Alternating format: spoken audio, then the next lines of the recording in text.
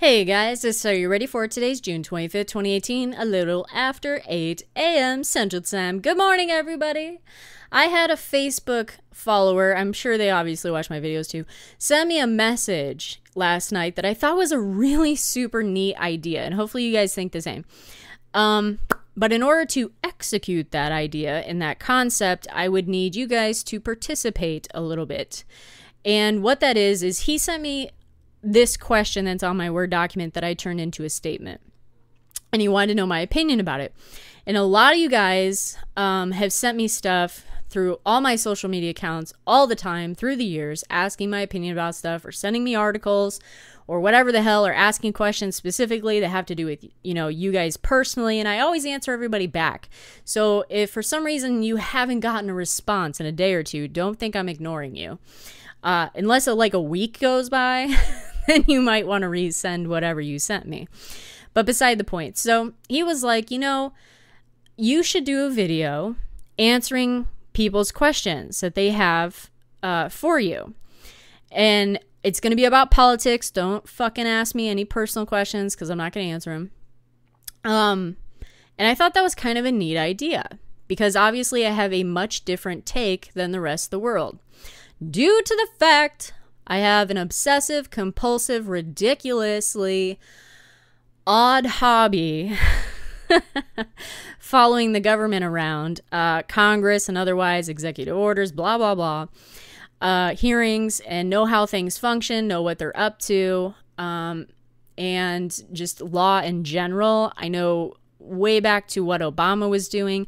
I don't know much beyond, or before, I should say, before Obama, because I was serving. And I was also younger and could care less. But I can find law really easily, and obviously have strong opinions about certain things. So I thought that was a neat idea. So with that being said, before I answer this question, I have a feeling no one on the planet will have the answer that I will to that question. You can contact me at govtgovernmentsecrets007@gmail.com. Now, just so everybody's aware, and my Patreon Elite Patriots are aware of this already anyway, because some issues that I was having, government related. Anyway, this email, for security purposes, to make perhaps you guys feel a little more comfy for privacy, when you send an email there, it gets rerouted to something else, and it's the trail of it never hits it, okay? And when I respond to you, it looks like I'm responding to you from Government Secrets. That doesn't have a trail through it. There's no drafts, there's no nothing. So that email, Google can't follow as much as they'd like to.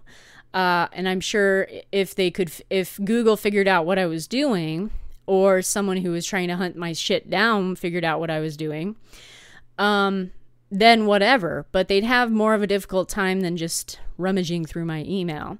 So just be aware there's kind of a privacy protection there if you so choose to use that email. But anyway, I use Facebook. However, I don't use Facebook on my phone. Period. Never have.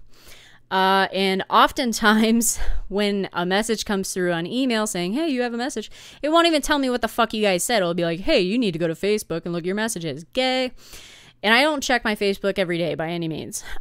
So that's kind of like a last resort situation. Twitter is on my phone. I can get that and respond fairly quickly to that. And obviously the comment section. And since this channel only has like 900 subscribers on it, it'll be significantly easier to scan comments than it was on my Are You Ready For It?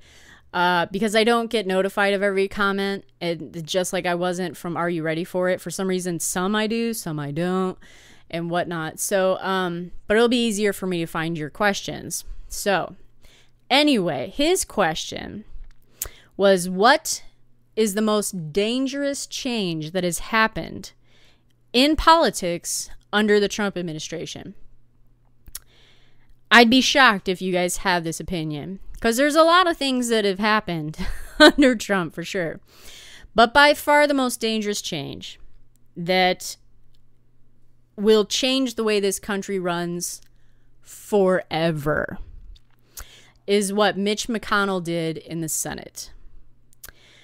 Because ultimately, the biggest hierarchy, the most important branch of government, if you even want to go there, is SCOTUS, the Supreme Court.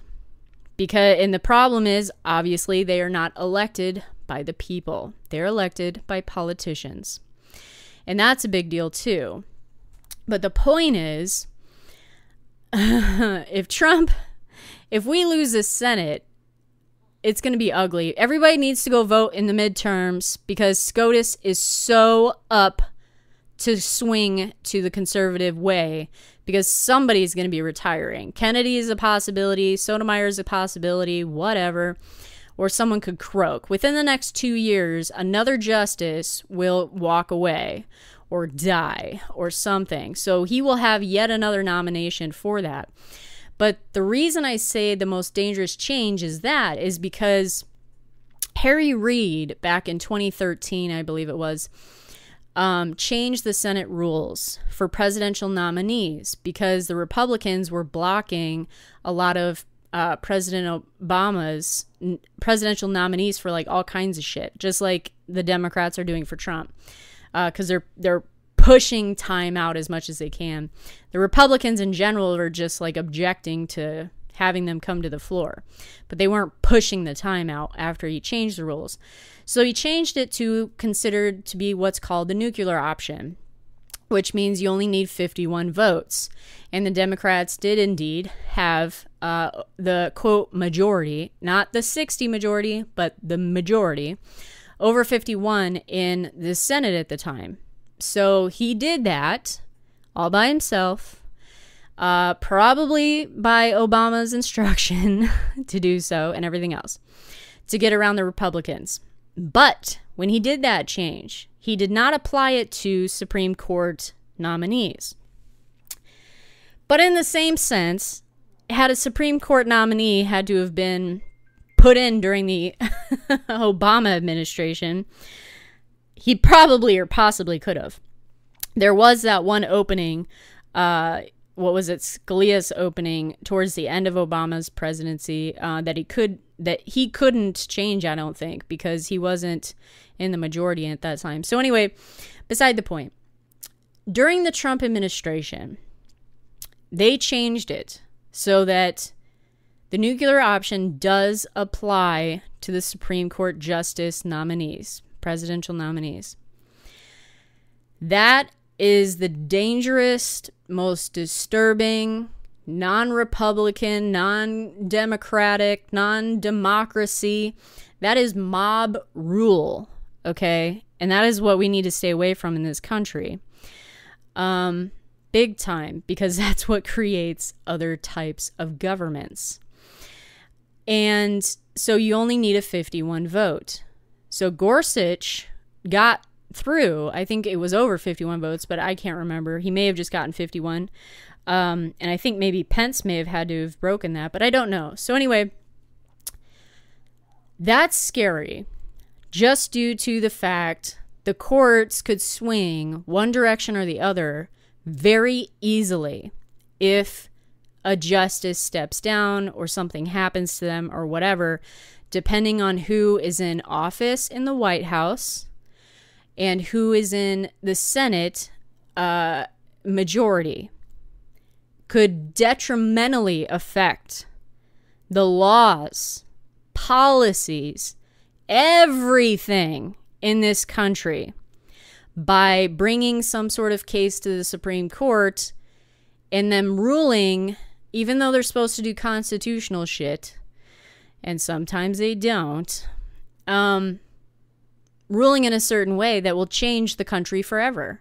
It would be very difficult for Congress to create another law to overrule, if you will, the Supreme Court's decision on whatever it is.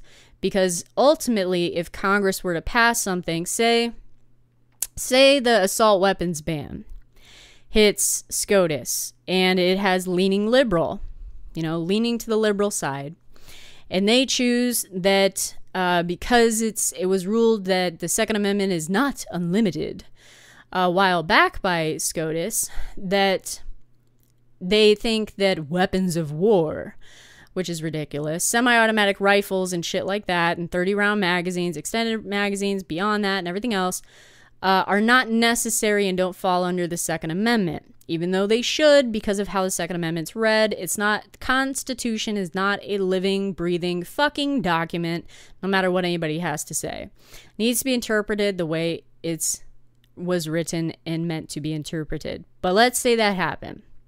So they uphold an assault weapons ban that somebody brings up to the courts. In order to reverse something like that, it would be nearly impossible. If Congress were to pass something saying, yes, we can have the AR-15s and the AK-47s and all this jazz, right? And the president happens to sign it, some ACLU or, some anti-gun group, whatever, would take that law and immediately bring it to the courts. And due to that precedent, the courts, the district courts would obviously rule against what Congress passed due to precedent from the Supreme Court. And if for some reason they didn't and they ruled the other direction, or the people who are like the NRA or something wanted to challenge it, they could try and bring it to the Supreme Court yet again. But when it gets to that point, the likelihood of the Supreme Court taking up a very similar case, unless it's very different circumstances, which I cannot imagine there being much of a different circumstance and that having to do with that situation, they won't even take it up. They'll say no, they're going to toss it back to the lower courts, and whatever the lower courts determine is going to be the law.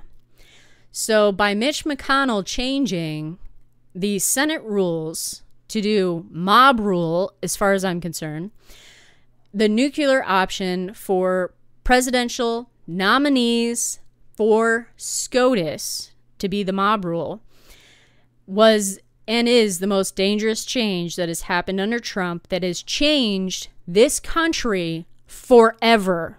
Forever, guys, forever. That is so dangerous, so dangerous. But if Trump, obviously he's got 2 more years or whatever, like a year and a half, I don't even know. I'm not doing the math. In office before 2020 pops up, and whether he gets reelected or not, there is a huge possibility there will be a vacancy.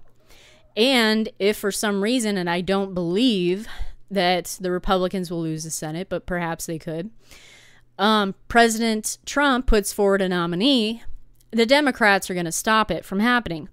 Period, end of story. And that vacancy will not get filled during that time period. And we'll have an election in 2020. And if Trump doesn't get reelected and a Democrat gets in 2020 and the Senate's still sitting in the Democratic way, and they have the majority, then we're going to have a very liberal, especially these days. There is no such thing as a moderate Democrat anymore. An extremely liberal, left-leaning reject judge that will end up going through the Senate, passing and getting onto the Supreme Court. And at that point, it will lean to the left. Because of the fact, if we lost the Senate, Trump wasn't able to get a nominee through and all that shit, it'll fall to the next administration. And I highly doubt they will keep, there's no law saying that the Supreme Court can't be empty for a certain period of time that I'm aware of. So it could be empty for a very long time, depending on the Senate makeup, depending on who's in the White House. But regardless, it's SCOTUS is obviously a life appointment, okay? Having Gorsuch on the Supreme Court really was was a good idea, or whatever you want to call it, because he's young. Okay, he's also very conservative. He's very much a constitutionalist and everything else. I think he ruled regarding the online sales tax for it, and I didn't appreciate it. But like I said, I haven't read those rulings yet from any of those justices. But beside the point, putting a young judge onto the Supreme Court is very detrimental because they will be there for a very long time. And this country could swing one direction or the other very quickly for decades. Mitch McConnell made the biggest motherfucking mistake and the most dangerous mistake ever, I think, in politics under the Trump administration. And I have a feeling that Trump definitely indeed had a hand in that. Because if Trump had his way, he would have mob rule for legislation too. And I think he's a dumbass for even insinuating that in some tweets and stuff in the past, saying, oh, we should be able to pass legislation with 51 votes, screw the 60 vote threshold, blah, blah, blah. We're not getting anything through the Senate because we don't have the supermajority and all this shit. It's not how the world works. It's not how we were set up as a government. There's a reason the Senate was set up that way. So yeah, mob rule is what I call it. Not nuclear option, it's the mob rule. So that's definitely going to change the United States forever. Period.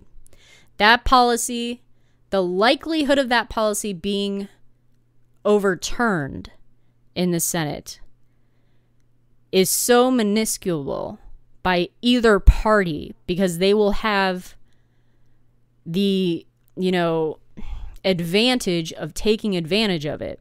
Why would you overturn it? It'd be dumb. Just like they didn't overturn what Harry Reid did to begin with for presidential nominees in general because it benefited them. So politics is politics, but that is the most dangerous change in politics that has happened under Trump. Anyway, this is Are You Ready For It? Take care, guys. Have a great morning.